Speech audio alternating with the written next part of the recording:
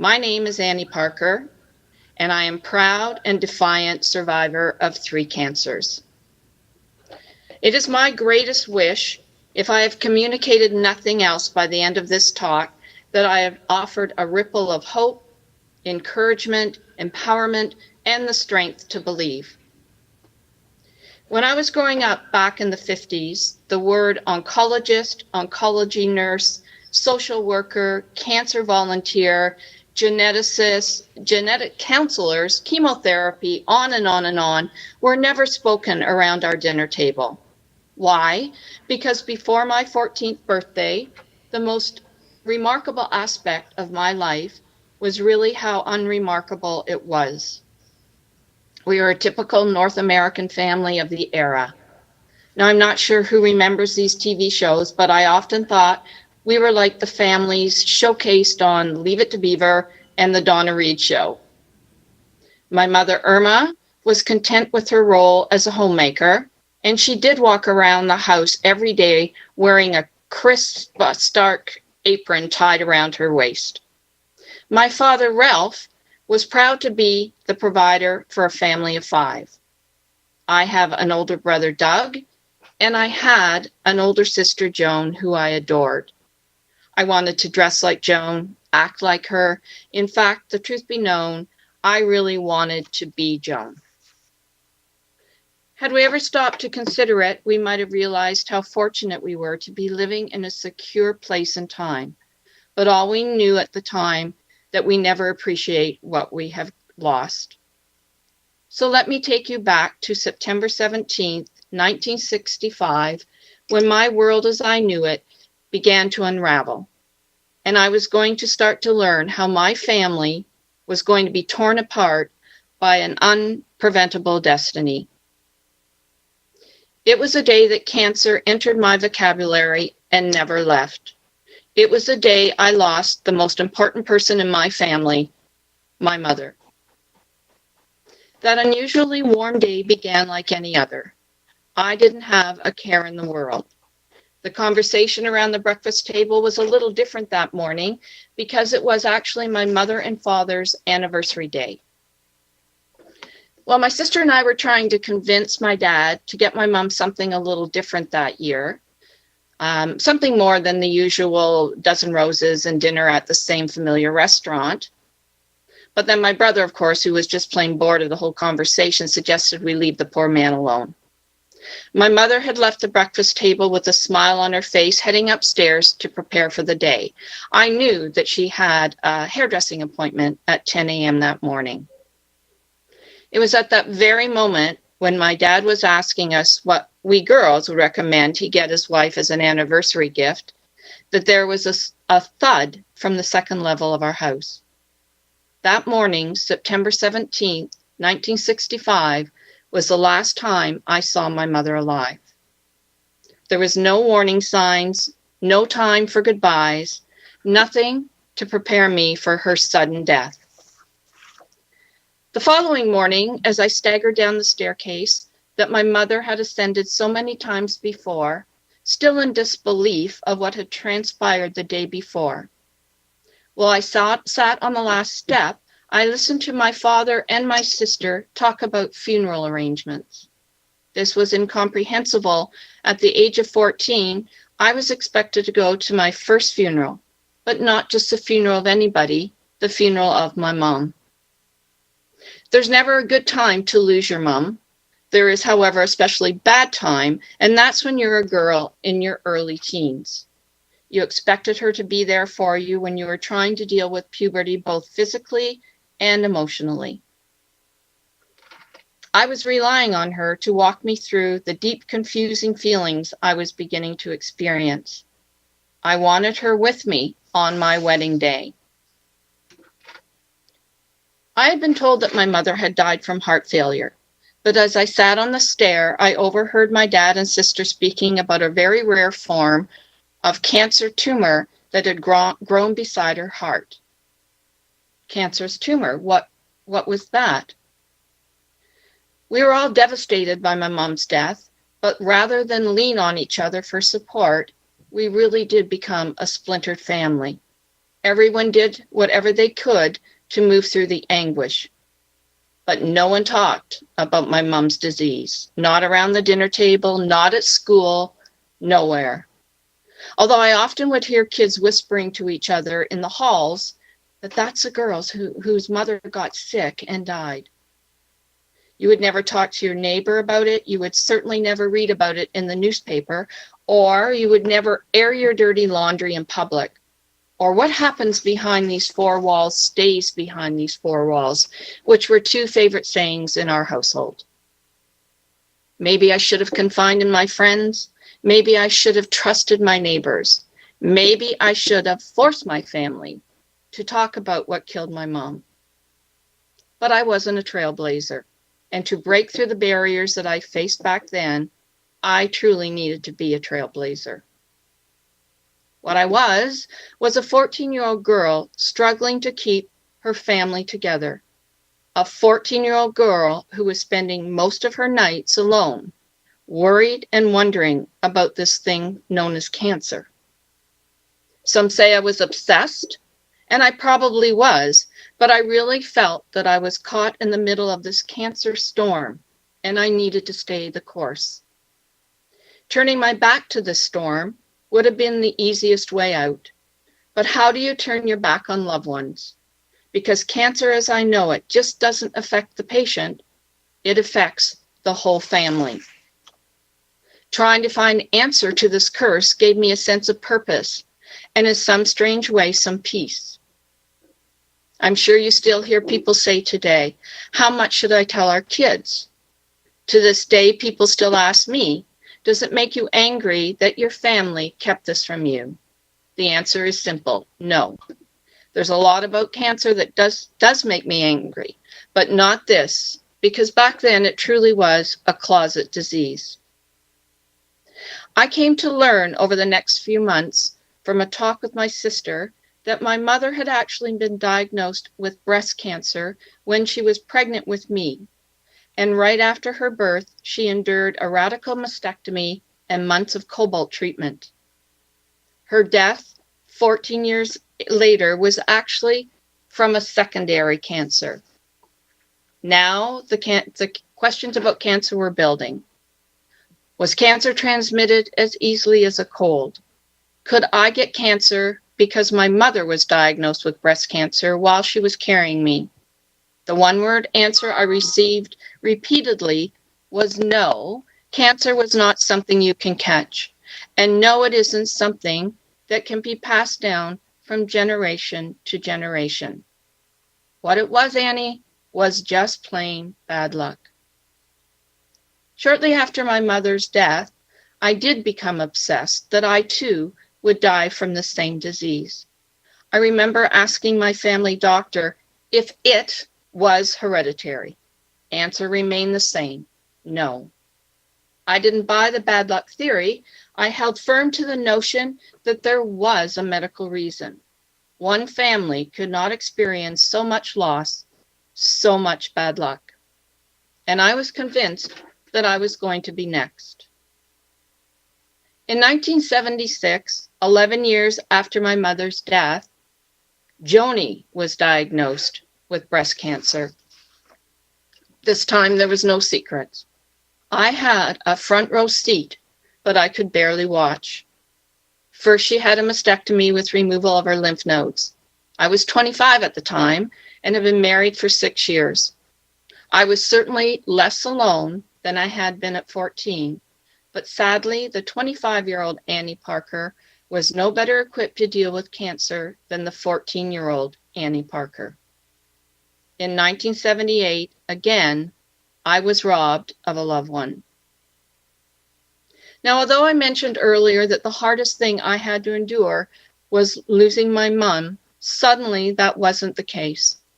Watching my sister suffer through the lingering side effects from chemotherapy, and then again in 1977 from ovarian cancer that had spread to her bowel, that was by far the most painful thing to watch. I was feeling anxious and I became agoraphobic. I talked to Joni every day on the phone. yet I was too afraid to leave my home to visit her in the hospital. A call from my brother-in-law, Brian, changed all that. The time had come. I needed to say my goodbyes. This time I needed this closure. When I finally made it to her hospital room, it was Joni who did all the consoling that day. It was Joni who was the brave one. I wish I could tell you how strong I'd always been for my family, but that would be a lie.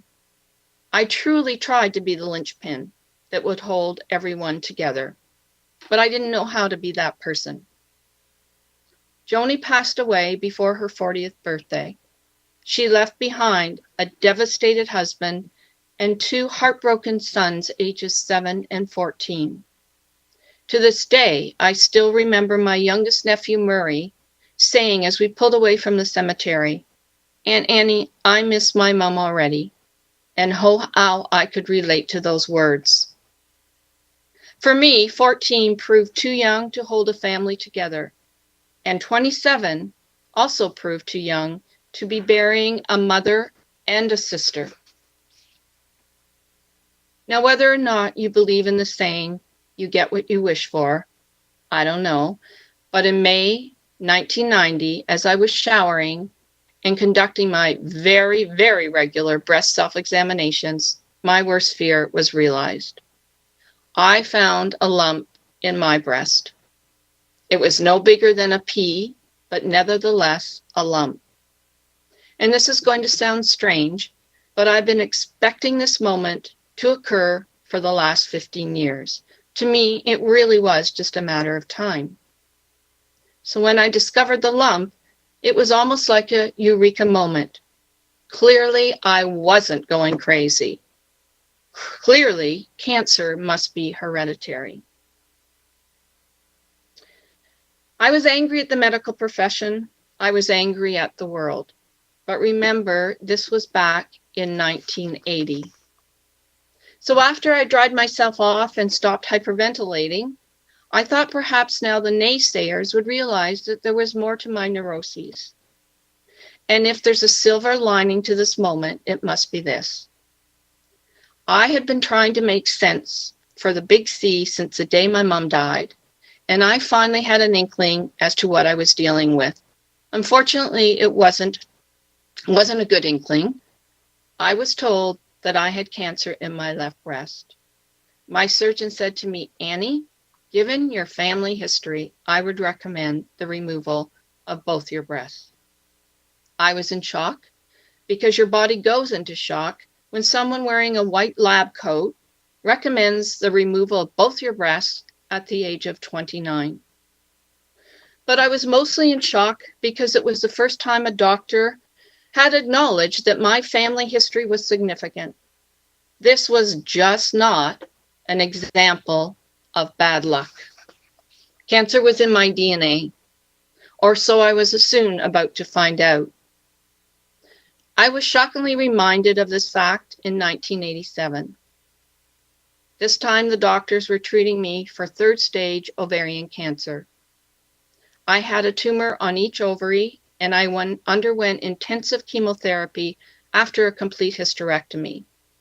For every second round of chemo, I was admitted to hospital because I was so sick from the cisplatin and the cyclophosphamide drugs. It was during one of these hospital stays, as I was brushing my teeth before retiring for the evening, that I was given a reality check. I looked up from the bathroom mirror and saw the image of Joni staring back at me. All my life, people had said how much I looked like my sister, but I never saw it until that moment. With my pale skin, bald head, and protruding cheekbones, I was staring at her reflection in the mirror. It truly brought me to my knees. It stood as a reminder there is no escaping cancer. Cancer was and will continue to be in my life. It was at this precise moment that I decided if I lived through this, that I was going to become a cancer patient ambassador. I would be the champion for the cause. I would become that trailblazer. I needed a productive way to deal with all the loss and the pain. I participated in every clinical trial that my oncologist at Sunnybrook Hospital here in Toronto asked me to take part in. I needed to stay involved for fear of going crazy, but the trials were often short-lived, funding inevitably falling through. And then in 1994, something happened, something that gave me focus and the hope that I desperately needed to cope. I was one of a small group of North American families who was tested to determine if there was a relationship between my family bloodline and gene flaws known as a BRCA1 and BRCA2 gene mutation. It took me almost 2 years to get the results, which was truly amazing, since I understand today patients can get their results in a matter of weeks. And I remember the day the results were revealed. I was sitting in a boardroom at Toronto General Hospital with Dr. Stephen Narod, Canada's answer to your geneticist, Dr. Mary Claire King. Dr. Narod held his fate in a sealed envelope in his hands, and he asked if I still wanted to know the results. There was time for me to back out, he said, but I wasn't afraid. I already knew the answer, and I wanted everyone else in that room to know the truth. The news was announced by Dr. Narod that I was a carrier of the BRCA1 gene mutation. I recall how everyone sitting at that table that day were waiting for me to react. But I really didn't have that moment. I knew that if medical science ever got to this point, that they would prove that my family did carry a medical flaw. In fact, if they had opened the envelope and told me that I didn't test positive for the mutation, they might have got a reaction. It was this determination to find the truth and share the truth that drew U.S. writer-director Steven Bernstein to my story. He was also drawn to geneticist Dr. Mary Claire King's discovery of the breast cancer gene. Together, our stories became the inspiration for the making of the movie Decoding Annie Parker. During filming of the movie, Steve would sometimes call me to discuss a scene that was inspired by my life, and he would say, "Annie, we can't film that scene that way. It's very depressing. That scene reads like a soap opera." And he was right. In many ways, my life does play out like a soap opera. And that's exactly why I'm so grateful for Dr. King's dedication to her research. Dr. King has become a dear friend of mine, and she is my hero. She very kindly penned the foreword to my memoirs, Annie Parker Decoded, which I'll show you. It's right here. People today have the opportunity to be tested for the BRCA1 and BRCA2 gene mutation. And doctors now understand the role cancer plays in many families. They understand how important it is to identify families with hereditary susceptibility to cancer, because in many cases, people can now take steps to reduce the risk or even prevent cancer from occurring. I realize that not everyone whose mom or family has a history of cancer carries the BRCA gene, or will choose to take the test. My son, for one, has decided at this time, although he's being followed very carefully, not to be tested. But I am so thrilled that there are options that weren't available to me so many years ago. There are also people that might not want to know for some reason, and that certainly is their prerogative. But for me, touring around the world, promoting this important film and book, and advocating for genetic testing has become my passion.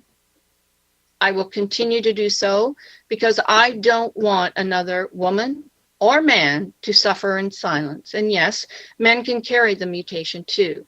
My brother Doug is a BRCA gene mutation carrier. I'm thrilled to see the silence has been broken. I'm elated that we have wealth of information so patients can be empowered and take some control over their health issues. People need to understand what's happening to them and what might happen next. Unlike in 1951, when people didn't talk about cancer, today most cancer patients are not afraid to share their stories with others. In fact, cancer has morphed from a disease that no one talked about to a disease people speak very openly about. We go on national TV and talk about it. We blog about it, and we tweet about it. Through all of this, you start to believe your job is getting easier. Progress is being made. You take a Hollywood actress who shared her story with the New York Times about her choice to have a double mastectomy and more recently, her brave decision to have her ovaries removed. And believe me, if I ever had the opportunity to be in the same room with Angelina Jolie, there would be no lack of conversation, and it would go deeper than, hey, how is Brad and the kids? But no matter how many stories we share, they're just stories, scary stories of someone else's life, someone else's agony. But if God forbid that story happens to you, it takes a narrative, more epic than anything produced by a Hollywood movie. A diagnosis of cancer will test people's emotions, will test their faith, and will test their confidence. But thanks to wonderful organizations like the Susan G. Komen organization, their dedicated staff, and their sponsors, patients affected by cancer and their families should no longer feel uneducated, unaware, or alone. I am a 3-time cancer survivor, and I found my purpose through Decoding Annie Parker, the movie, and Annie Parker Decoded, my memoirs. Am I scared of a 4th diagnosis? Absolutely. But every day, new discoveries in cancer research are made. And every day, small miracles take place. And until that day when we finally win the war, I am so grateful to be alive, doing my small part to end cancer. Thank you very much.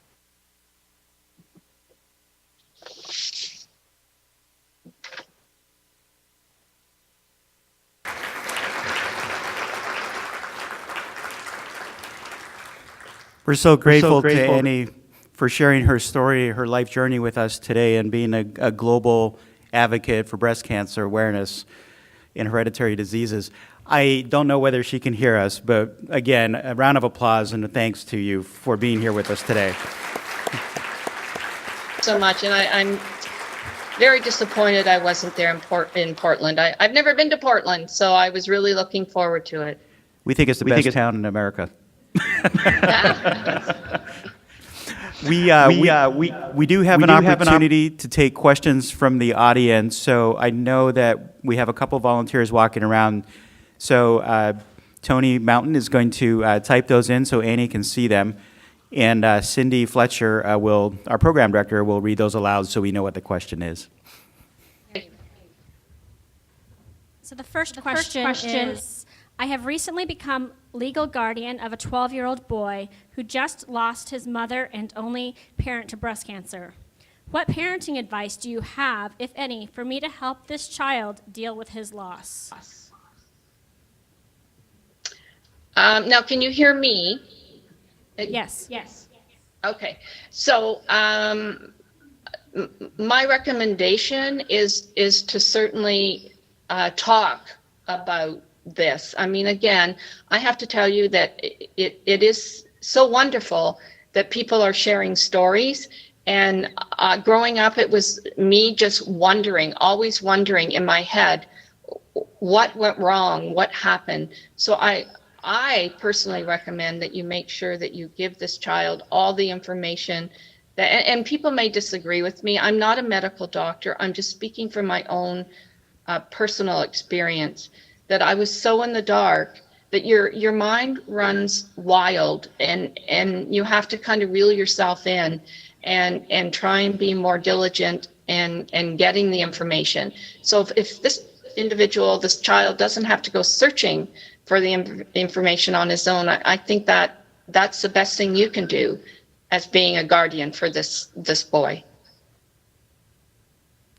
Thank you. The next question is, can you discuss the Supreme Court ruling against Myriad Genetics' patent of the BRCA gene? How has this affected your advocacy in the BRCA research community? I don't really want to be evasive to answer this question. I have traveled around the U.S. a lot, and all I really want to say is that I was elated with the decision. I think, personally, I think that nobody should be able to have control over people's DNA. So I think the ruling put a smile on my face. So it's changed the whole prospect now for people being able to afford to be able to have genetic testing done. The Canada genetic testing program is a little different from what I understand in the US. My genetic testing was, of course, all paid for even back then, because in Ontario we have something called OHIP. But so to be a little vague on my response, I do think it was a great ruling, a great decision. Thank you.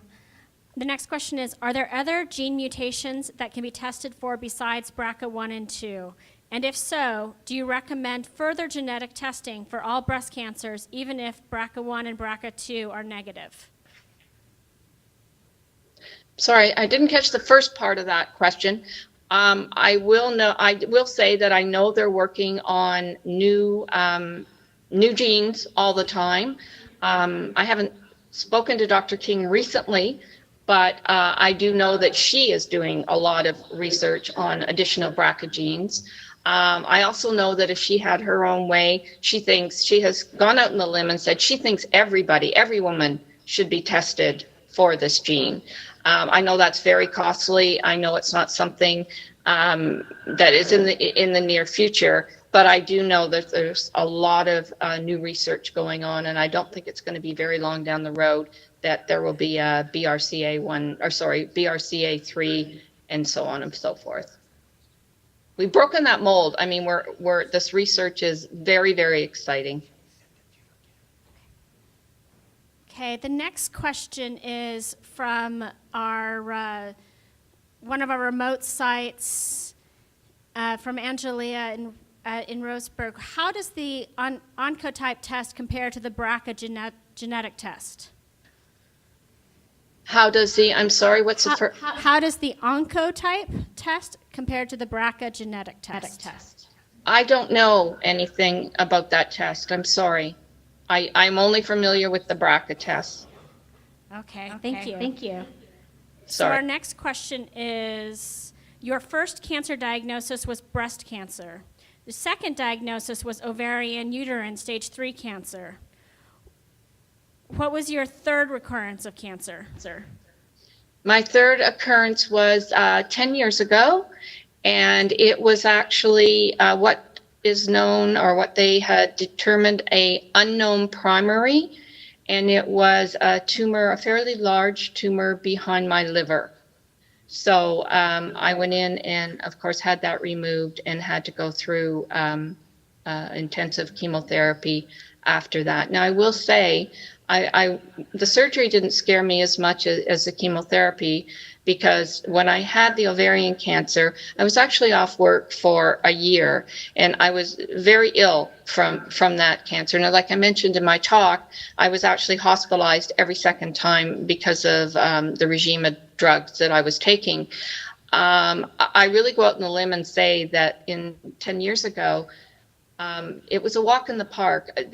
Research or hospitals have come so far along with getting people back to a normal routine a lot quicker than they did years ago. As I mentioned, I was off work for a year with my ovarian chemotherapy, and this last bout of chemo, which I took for about 5 months, I was only off for 2 days. I didn't have any of the nausea, so I was eating, and I felt like myself again a lot quicker.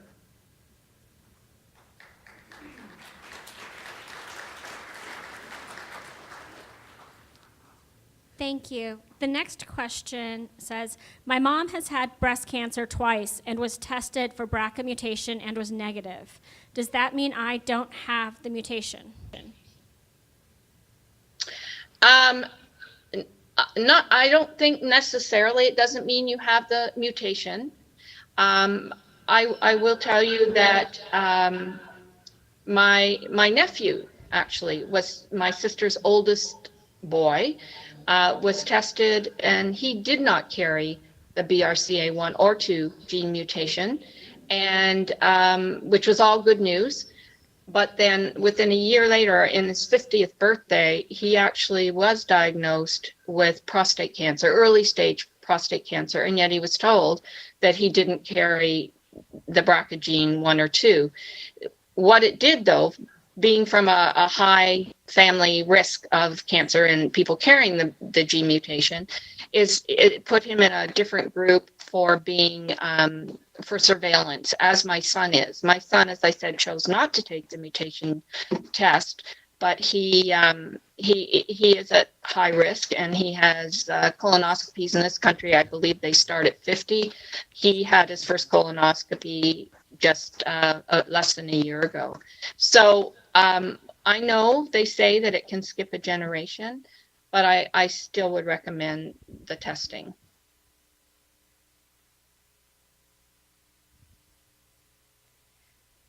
Okay. The next question says, you are an inspiration to me, first of all. My question is, how or any advice do you have for survivors under the 5-year mark? Hang in there. I just, get all the information that you can. And thank you, by the way. I decided to do this project, the movie and the book, not so much for myself, but I believe I was left on this earth to tell my story and to help so many others. So if you are less than 5-year survivor, I would actually just keep doing what you're doing.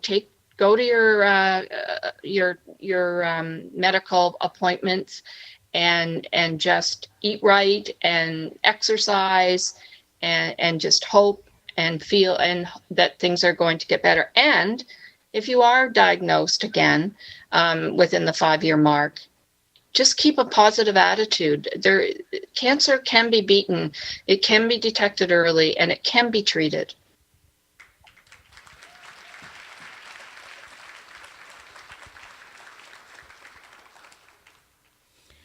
The next question is, what kind of cancer do males get when they have BRCA 1 and 2? In my case, my family case, as I mentioned, my brother Doug does carry the gene mutation. He actually had what they thought was bowel. So from my understanding, again, not being a medical doctor, he had a lot of his bowel removed because of the high-risk family that he's in. So from what I understand from a male perspective, again, it can be prostate and it can be a bowel.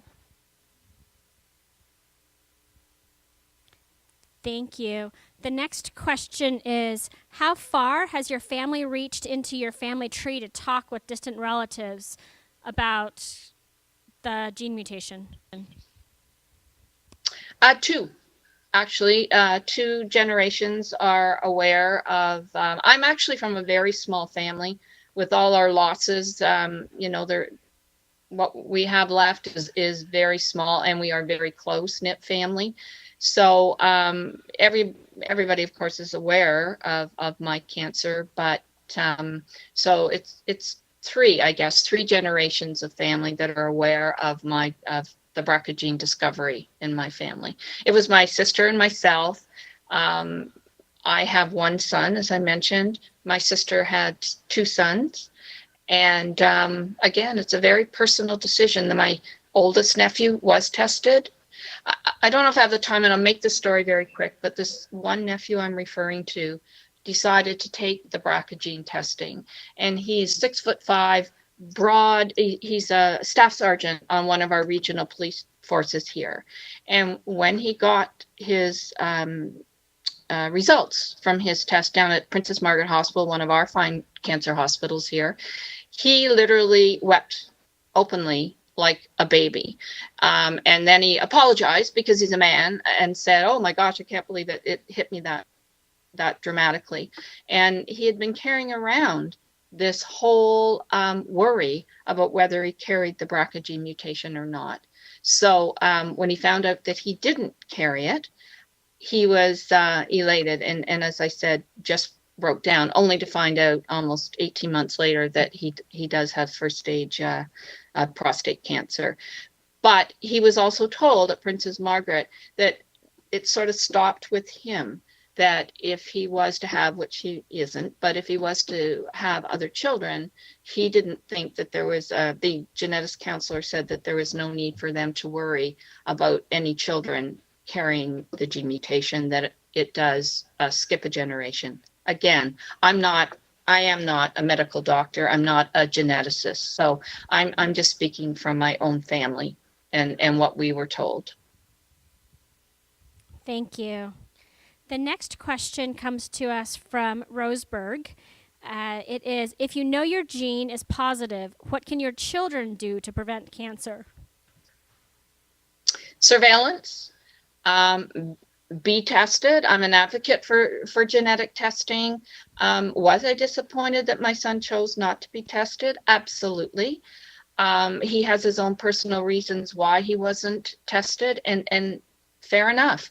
I think he believes, and we've had conversations, I think he also believes the inevitable, because I'm not sure if anybody saw the movie Decoding Annie Parker there today, but my ex-husband, my son Tyson's father, also died from colon rectal cancer. So my son has cancer on both sides, his father and his mother, paternal side.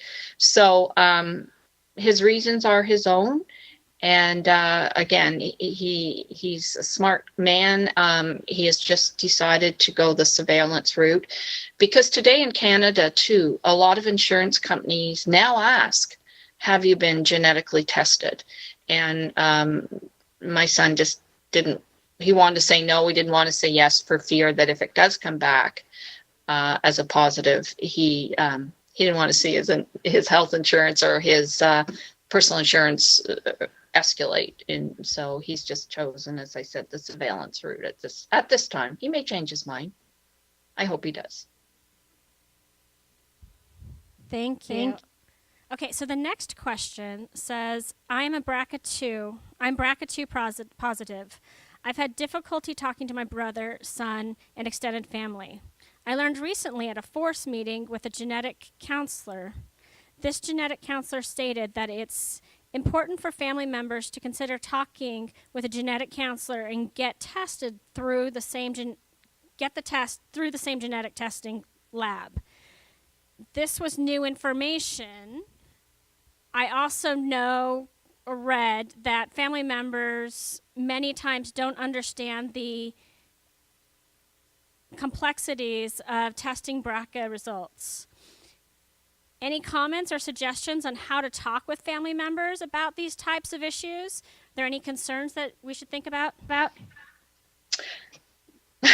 May I put a plug in for have them read Annie Parker Decoded? It's again, it becomes a personal family issue, and I'm not being evasive to this question. I agree that, the genetic counselors are wonderful. They can explain it in more medical terms as to what genetic testing means. At the very, if nothing else, absolutely try and get these family members to go and at least talk to a genetic counselor. Most of the major hospitals here in Canada now have a clinic that people can go, and they're wonderful advocates, but they also realize, of course, and they're trained to know that this isn't for everybody. Again, I'm going to throw a little bit in about my story. Is my one niece, my brother has two girls. His one niece went and was tested, the youngest of the two, in Vancouver. Her results were negative. My oldest niece, her sister, came to Toronto to be tested through Princess Margaret Hospital, which has a very good name in Canada. And that's where all my genetic testing was done. And I went with her. We sat down with the genetic counselor. She understood the pros and cons about being tested. She was tested. And then between the time she was to get her results and the time she was tested, she had some other things going on in her life. She was being divorced, and she just couldn't take the emotional strain. So she decided at that time not to get her results. There was too much else going on in her life. So you have to be in a good mental place. You have to be prepared for the answers that you're going to get, and be prepared to follow through with the genetic counselor to look at next options. So there's so many variables that affect a person's decision. But I do believe that going to a genetic counselor and at least talking about those options is certainly the right move. Thank you. And now our final question is from St. Charles Medical Center in Bend. And it says, "Thank you for being a big inspiration to all. We love your story. What do you suggest when you don't have very many answers and they keep saying, 'I'm a big mystery'? I've been tested for BRCA and other genes, but all come back negative." Wow, this sounds very familiar. You know in your heart what you have to do, and if you've tested negative, then you wait till the next gene development and gene mutation, and then you go and be tested. But if you know in your heart that something isn't right, or you don't feel you're getting all the right answers, then you just have to be an advocate for yourself, and you just have to keep pushing. I mean, I was told, again, I understand this, and I would not be alive today if it wasn't for our medical profession. I have so much faith in them, and many of my friends through these projects are genetic counselors, are doctors. We're learning so much every day. So don't give up the faith. You have to remember that my story was, now aging myself, but was, 25, 30 years ago. What I was told was what they knew or didn't know at the time. I was told I was a hypochondriac. I was told I need psychiatric help. But I kept fighting. I just kept fighting, knowing that I needed to get some T's crossed and I's dotted, that things just weren't right. So I would just recommend that you stay the course. You keep going.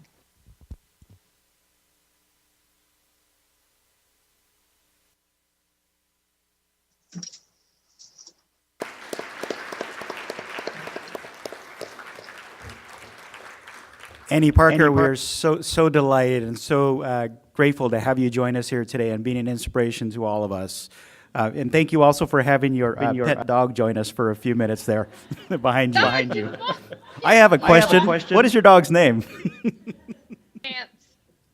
Yeah, he's American Foxhound. I saw him in the background. I thought, are you kidding me? Where's my husband? He was supposed to be looking after our child. He wants showbiz, I guess. I guess.